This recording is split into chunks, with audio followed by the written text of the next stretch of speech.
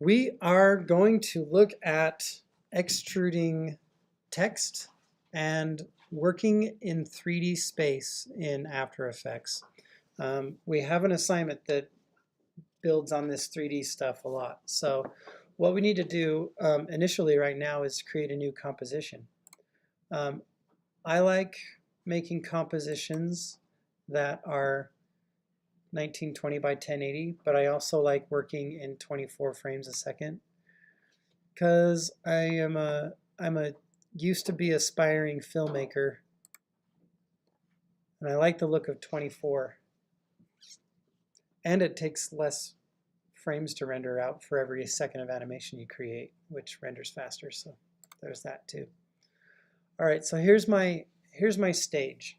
The book takes you through some pretty specific text settings.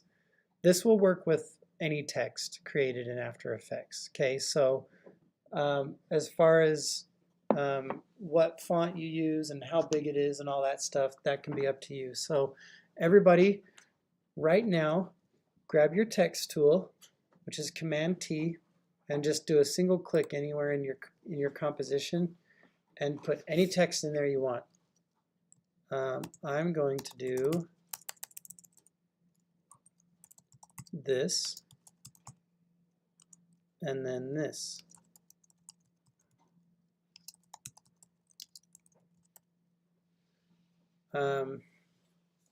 And then the next thing I'm going to do is find a font that I like better than that. I don't think this computer is going to have them. So I'm going to soft return to deselect that text. And then because I clicked in the middle of my screen, I kind of wanted my text to be centered right there. So I'm going to go over to my paragraph panel and change that to center. Now I can go back to my character panel. I'm going to make this text a bit bigger, and I'm going to find a font that I like better.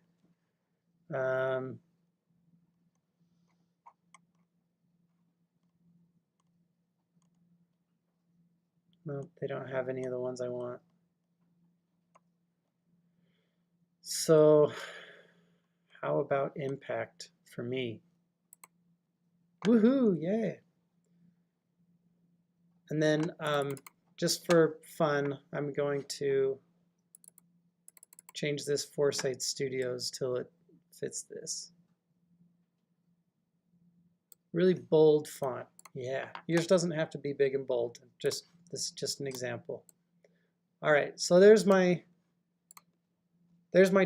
text, right? So let's start by turning this into a 3D layer. And I'm going to click on this box underneath that cube, and that turns it into a 3D layer. So now when I select it, instead of just this little crosshairs in the middle, I've got a green arrow going up, which stands for the y-axis, a red arrow going out, which stands for the x-axis. I should have started with x because dimensions always go x, then y, then z. This little blue thing in the middle is another arrow, but it's pointed directly at me. Okay, so if I reach up and I grab the green arrow, my pointer will turn into a pointer with a y next to it. So if I grab that, move it, I'm moving it directly up and down, okay, because I grabbed the arrow. I'm going to undo that. Likewise with the x, side to side. And then if I carefully move my mouse over the Z, grab it when it says Z, I'm actually moving it closer and farther away. Okay, this is not scale. I'm moving it closer and farther away. All right. So one way you can see this from a different perspective is you go down to the bottom of your composition panel under this view setting. You have all these different views. You can see it from 4 different angles at the same time or from 2 angles at the same time. I usually use the 2 angles at the same time because that way I can keep my images a little bit bigger. If I go to 4 views, then I'm seeing it from top, front, oh, that's the camera view, but I don't have a camera yet, front, and then from the side, okay? So there's 4 different views, but it makes all of the views a lot smaller. So I like to use 2 views and then keep them horizontal so that they can be slightly bigger. Okay, and then if I click over on this side, see these little blue triangles in each corner? That means I'm looking at it in this view, which is my top view, as you can see right here. It says top. I can change that view. I have to have these triangles in this side of my composition panel. I can switch that to the front view or look at it from the left. Or you can do this custom view, which is kind of like an angle. So like put you off to an angle. So now if I select that layer and see now my Y or my Z axis is pointed this way, that's because it's like I stood up to the side of my computer, or stood up from my computer, and now I'm looking at it from the side right here. Okay, so that's just what the view means. It's just an angle to see it. So if I, duplicated this layer and then took the duplicate and push it back, I can just see it from a side view. And then if I look at it from the top, I actually like to do a lot of my animating from the top for some reason, because I feel like I like that perspective. And also I can see how far away I'm moving things from each other. Okay, so I'm just going to delete that second layer. Now let's create I can't remember what the book does next. I think it does lights first, but I'm going to do a camera next. Okay, so if I go into the negative space in my timeline panel, just kind of click anywhere around here, right click on it, you get a new menu, and if you select camera, the key command for that is Command Option Shift C. That's one of those ones that just you got to put into your muscle memory. Like whoop, whoop, whoop, whoop, like I need to create a new camera. My fingers just go and I created a new camera. I use 50 millimeter a lot on my zoom. So if you know lenses much, 15 millimeter is really, really wide angle. And then 200 millimeter is a zoom. 50 millimeter and 35 millimeter are both really close to what the human eye sees, depending on the size sensor you're recording on. But 50 millimeter, if you use 50 millimeters, let's pretend you've built a 3D scene and it looks good in this view, the one that's like your default view, and then you think, oh, I haven't created a camera yet. This view is the 50 millimeter view. Okay, so if it's looking the way you like it before you create a camera, I recommend making a 50 millimeter camera. All right, so I'll show you how that angle affects things. Now, if I hit R for rotation under my text, I am given orientation, which has X, Y, Z values, but I also have X, Y, and Z rotation. Okay, one is its rotation on itself, and the other is the rotation in relation to the world. Okay, so let me show you what I mean. If I rotate it on the x-axis on itself, it will turn it and face it downward. And then if I take the y rotation, it's now like rotating on itself. See that? Like it's its own propeller. If I go to the y rotation for the global, it does it the same way. Crap. I always get confused, like which is which. All I know is on rotation, you can keep going around and around and around and around and around. Okay? But under orientation, once you get all the way around, it starts over at 0 again. Okay? So if you want something to go around more than once, you got to use rotation. And if you want to just change the direction something is facing, you use orientation.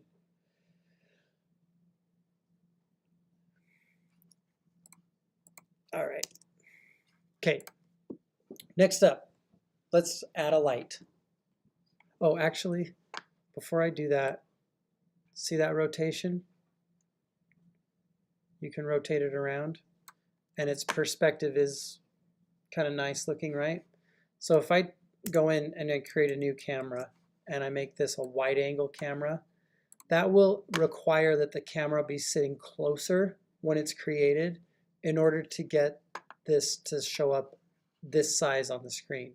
The problem is if you put a camera really, really close to an object and zoom out, it really dramatically changes the perspective that you get when you rotate that around. See how different that is? It looks like it's like swinging almost right at the camera. Okay, so that's what that zoom setting on the lens of the camera means. All right, I'm going to delete that. I'm going to create another new camera, make it 50 millimeter, and click OK. All right. Let's add a light. So I'm going to right click here, again, same place, new light. Select that. And the first light I want to create will be a spotlight. And under the intensity, because I'm going to add more than one light, I don't want this to be 100% intense, because if I start adding more lights, then it's just going to start getting way too bright. So I'm going to change this to 70%. And under cone angle, I'm going to leave this at 90. Cone feather, I'm going to leave this at 50 just because I want you to see what's going to happen. And then I'm going to click OK. So that puts a light right here pointed directly at the middle of my composition. Now, if I double click on that light, it'll bring up those settings again, and watch what happens when I change the cone angle. If I scrunch it down, it makes it a much narrower cast of light, which makes it more of a spotlight. And then if I, whoops, I meant to make that, I meant to change that to the angle. So if I change my angle and make it wider, then I can capture the entire text with this one light. Next thing I'm going to do is under cone feather. If I increase that, it'll kind of change like the vignette look that the light is getting. If there's no cone angle, if there's no cone feather, then it becomes a very hard light. That the object is still there, but it's illuminating it with a really hard edge on the spotlight. Okay, so more realistically would be more cone feather. All right, so let's try to get this look. 70% brightness, roughly 78% or 78-degree cone angle, and then the however much fall off you want is fine, because we're going to create another light. So I'm going to click OK there. So let's create another light. I'm going to go new, and this one, when I create this light, I'm going to make this one a point, which will, it's like putting a little bulb in the middle of a room. Naked light, just a light source in the middle of the room. And I'm going to put this intensity at 50%, and then click OK. And now this one, it's in the same place as that other one. I wish I moved that other one. But what I want to do is, from my top view over here, I'm going to move this closer to the text, and then I'm going to move it to the side so that it can get that side of it. And then I'm going to duplicate this light, Command D, and I'm going to move this duplicated point light over to the other side. Okay. Okay. Pardon? From my top view, I grabbed the Z. Here's how you can change this further. If you hit P, you got X, Y, and Z. So you can move it closer and farther away by just changing the Z value also. So my lights are like really, really close to this text. It's right up against it.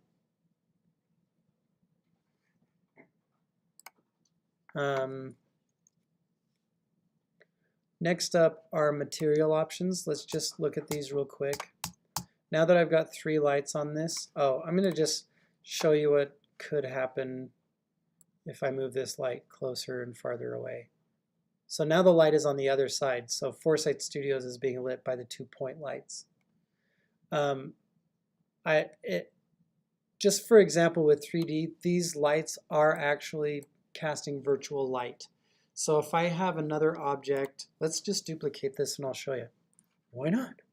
So if I duplicate this text and move it closer so that it's in front of those 2-point lights, but it's still in front of the spotlight, both layers of text are being lit by the spotlight. But they're also both being lit by the point lights. It's just this one that's in the front is being back. It's lit from the back. So if I take my camera and rotate it around, I've got the shadowy side of the back one and the backlit of the front one that I can see. Okay.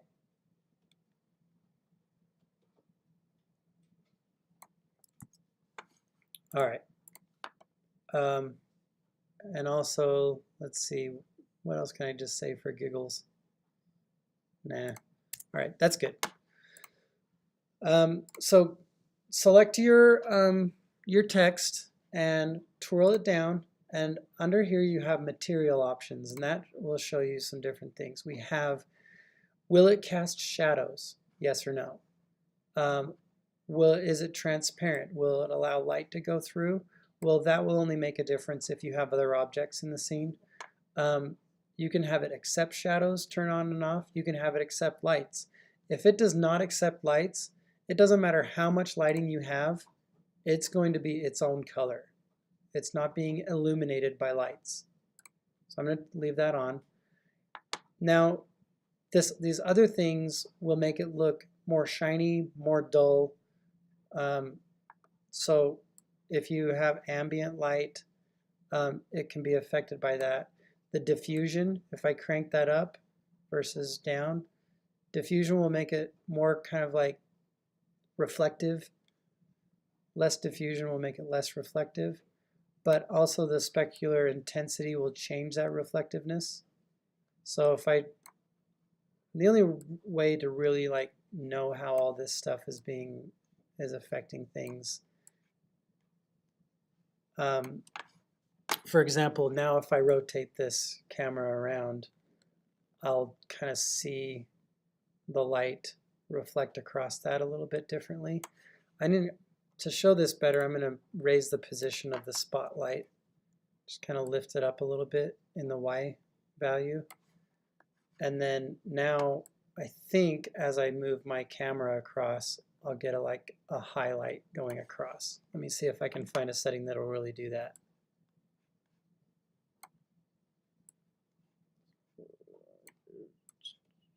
There we go. So if I turn up the specular intensity and the shininess a whole bunch, then as I move my camera across, I can kind of see the highlight from that spotlight move across it. Almost kind of like a more metallic surface. Okay. So After Effects has some power. The power of After Effects. All right. So why would you want to do that? To use the camera? So that you can put a sheen moving across 3D text that's been extruded and you can make it super cool. So I'm going to duplicate this layer again just to show you something real quick. If I pull this out in front again, then I can change the material options so that this one accepts shadows, but the one in front will also cast shadows. And I need to change the angle of this light so that it will cast a shadow on the one in the back.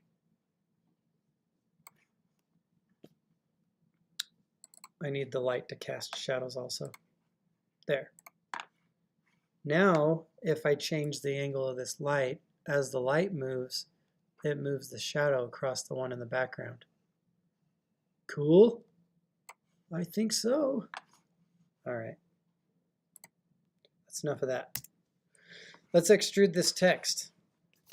What I mean by extrusion is you turn like the flat layer into a box that has like block letters. Okay, so that's what we're going to do now. The one that comes with After Effects is really, really simple. So the way you do this is when you have your text layer twirled down, geometry options is grayed out, but you need to make it give it a renderer, and we're going to change this renderer from Classic 3D to Cinema 4D. And in order to get that to show up, you have to change the options. So let's click on options. And I'm just going to turn this up a little bit. Click OK. Click OK. And now we have 3D text. It doesn't look like it yet, but we do. What composition settings did you go ahead and do that? So I twirled down my my text layer. It needs to be 3D. And then next to geometry options, there was the change renderer. So if you click on change renderer, go to select Classic 3D, highlight Cinema 4D, select that, and under options, to make it look a little cleaner, I just turned this quality up to like 34. Click OK. Click OK. And now under geometry options, we can give it some depth. Let's increase this to like a bunch, see what it looks like. So now let me change my view back to one view. Now if I zoom in on this, I need to, oh no, I did the wrong thing. Not bevel depth, I meant extrusion depth. So now as I drag this up, it pushes the block of my letters out to the back. Let me do it a whole bunch so you can see it. See that? Got 3D text now. Woohoo! The options are really, really simple. You have your bevel style, which is angular, and then you have concave, and you have convex. And you can make that bevel bigger. And the bevel, what I'm talking about with the bevel is this edge on the outside here that wraps it around. And then you can change, there's really, these are the only settings you've got to work with. So if you want to get more complex than this, you're going to have to like step into Cinema 4D Lite or get plugins like Element 3D to make it more complex. But if you want just like really, really simple extrusion, there you go. You got it. And then, like I said, this sheen will be affected by your materials options. And we have a couple here. Reflection intensity. So that makes, whoops. To change the camera settings that I've got here, I'm just hitting C to toggle through my different camera tools. This is the camera rotation tool. That's what I'm using to just kind of rotate this camera around and see it from different angles. Okay, that's super shiny text. It's like disappearing when I... now what I can do is experiment with the position of these point lights and watch what happens when they are really, really close versus they come a little farther away.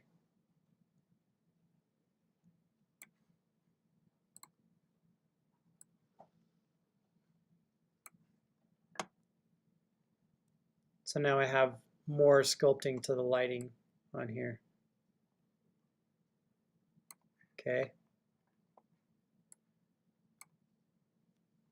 All right, so that's extruded text in After Effects. Let's create a new comp. I want to show you the next thing. How are we on time here? Sweet, 25 minutes. That'll give me enough time to show you the next thing. All right, let's create a new comp, and I'm going to call this one box. We're going to make a box. A cube box, if you will. All right, so let's create a new solid, first of all. So Command Y will create a new solid. And this solid, because I'm going to be making a cube, I need this to be a square. So I'm going to make this 600 by 600. And let's make it blue, or Weber State purple. Let's do that. Click OK. Click OK. Now, first thing we need to do is how many sides does a cube have? 6, right? Okay. So let's make 6 sides to this. So I'm going to duplicate this 5 times. So Command D, 1, 2, 3, 4, 5. So I got a total of 6 purple solids, and I'm going to turn each one of these into a side of a cube. Okay. So let's turn them all 3D. Now bear with me here. What we need to do is create the surface of 6 surfaces. Okay, so I could, if I wanted to do this, there's 2 different ways. I'm going to show you the magic way and one kind of the building block way. So I'm going to switch this to 2 views, horizontal. So I have a top view right now, and then my active camera, which I don't have a camera, so this is the same thing as my front view right now. So this purple solid is 600 by 600 pixels. So let's start by just trying to do this manually. I have my front face. Let's move this one. Let's move this one toward us 300 pixels. Oh, whoops, that went back. That's fine. Let's leave it back. And now let's pretend this is my front one. I need to make this one go negative 300. Now, why would I move the back one back 300 and the front one forward 300? It's because my solid is 600 pixels by 600 pixels, right? So I moved, so now these are 600 pixels apart. Next, I want to create the top and bottom. Okay, so I need to rotate these next 2 layers so that they're laying flat. Anybody want to guess how I could do that? I'm going to hit R for rotation, and I'm going to change my X rotation to 90 degrees. And that will face them both down. So now, for position, I need to move one up 300 pixels and one of them down 300 pixels. So let's do some math. 540, let's just say I want to move this one up, so plus 300, and that moved it down to the bottom. I'm like all backward right now. So with my next purple solid that's facing down, let's hit P, and on the Y value do 540 minus 300, and that puts it up to the top. Okay, let me just put a camera in here, show you what's happening. So I'm going to use this, and now I've got this happening. Let's put a light in there so we can kind of sculpt this a little bit.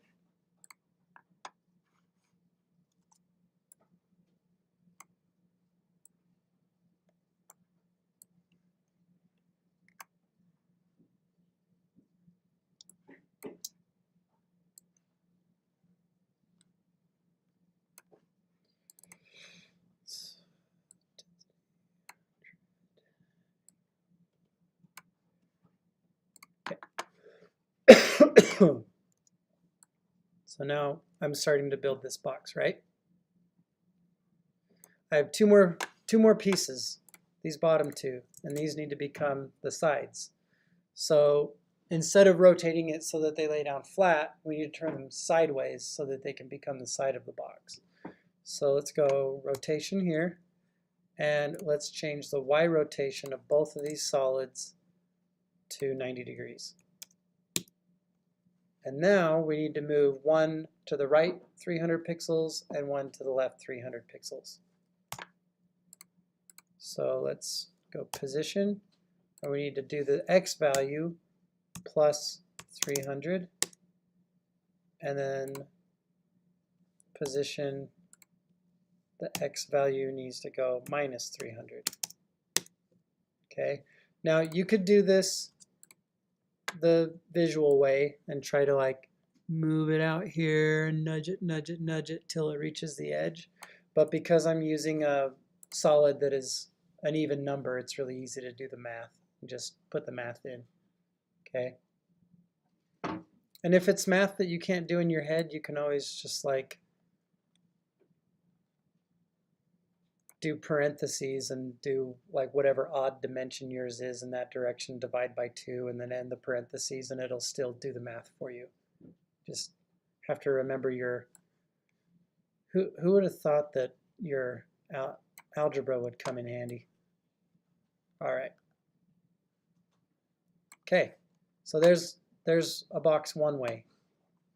I'm going to, now what you could do is take all of these. Oh, this is, oh, I'm getting ahead of myself. Calm down. All right, let's build another box another way. I'm going to delete all 6 of these. I'm going to put that solid back down in there, make it 3D.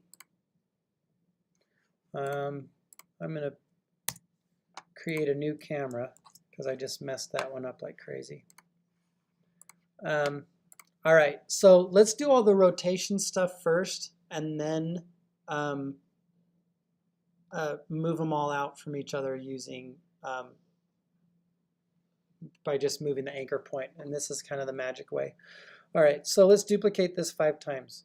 1, 2, 3, 4, 5. And I'm going to rename these later. But under rotation, I need to create all of my sides. Okay, so I need these to face out in each direction. So let's pretend this one's our front because the arrow is pointing toward us. So that's fine. Call this one front. Crap.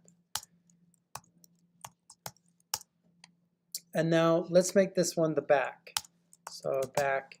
In order to make this one the back, I need to change the rotation and have it face the back. So I could do that with either the X or the Y, but I'm going to do it with the Y, which would be 180 degrees, right? So I'm just going to type that in, 180. Now it's facing back. The way I can tell is from the top view, this is pointed up, which is away from the camera. Oh, sorry everybody. All right, let's call this one top.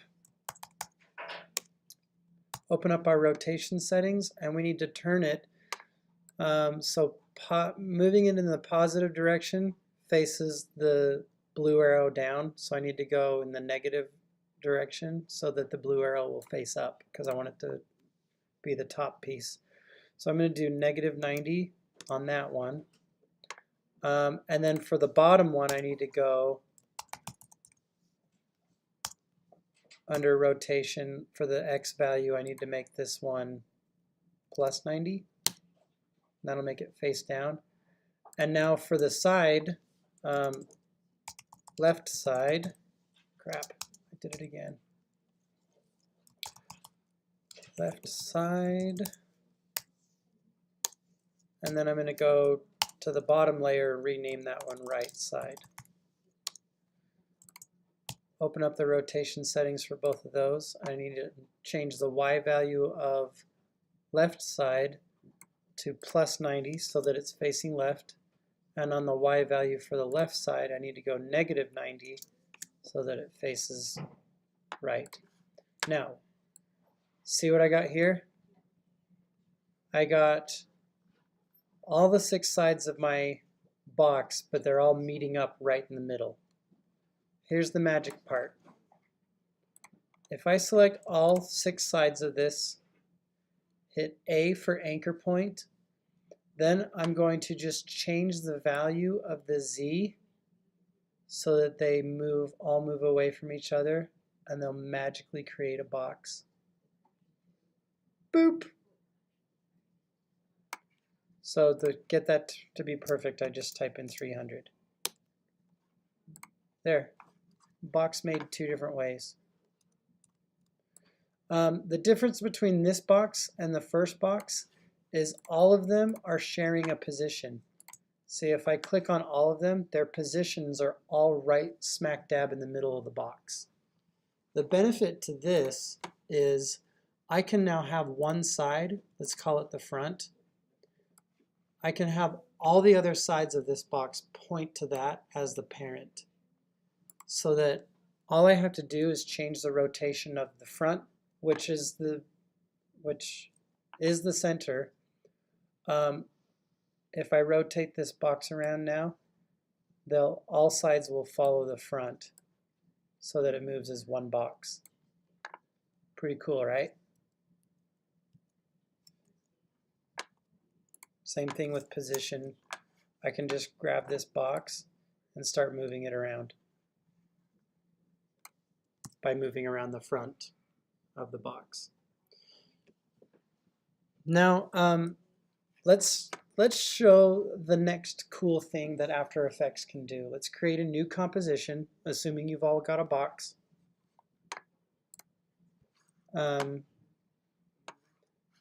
And I'm going to call this one my master comp.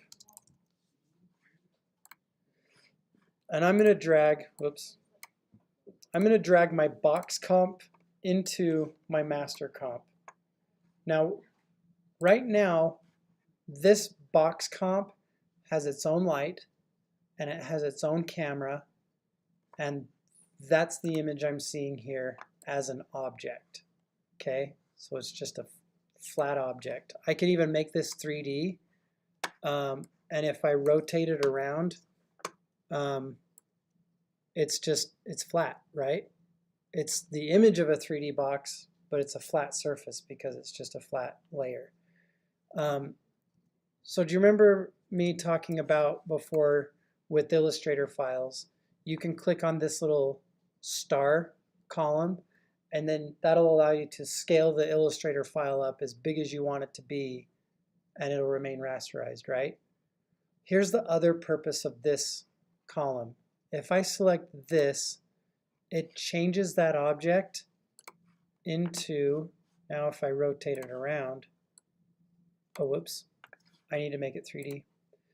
Now it turns it into like a little model of a box, okay, that I can move around. The lighting is gone because it basically took all those 3D objects from the nested comp and broke them out into one 3D object that now I can move around. So, am I like, is everybody just kind of like, what was that again? Okay, take a look at this. If I double click on the nested comp, I have 6 sides of a box that I can accidentally like grab one side and I've mucked up my box, right? But I want to just have this be a box in space. If I put that into another comp, make it a 3D layer, and turn on the collapse transfer, it's the continually rasterize option. If I turn that on, it will break that out into its component pieces so that it's like one object. Now it's a 3D box that I can grab and move around. Okay. Now if I need to add a light to this scene in order to see that in its 3D glory. Okay. Now I can rotate this box around. Change its material settings. Actually, the material settings are based on the material settings inside. That can kind of get confusing. But it basically takes like all the settings of the layers inside it and transforms them into settings for the master comp. So let's just add some keyframes here. I'm gonna add another light because that's kind of dark. Back that light away. Move it around. Put it over here. And then I'm going to animate this camera so that it'll do some things. Position. If you do A for anchor point of a camera, that's what it's looking at. Okay. So right now the camera is looking right at this box. I can change that so it can look at the bottom of the box or the top of the box, but that just makes it so that it's looking at different things. And then I'm going to just move the position of this camera closer, move it down, and then so I've got this nice move happening. But then you can also, once you get more comfortable with this, you can go in from your, I'm like going to just do this from my top view, and you can change the path in 3D space that the camera is taking to move around the box. Okay, so there are some screen grabs for the logo animation that you're going to do for Weber State News or the athletics department. You got a couple of logos, and I've got a screen recording for some really basic samples of how you can do that assignment. The only thing that I'm going to add to the assignment that's not in the screen grab is the text that you put in needs to be extruded as per this chapter that we just did. Okay, so I'm going to end the recording now and then we can talk about it more.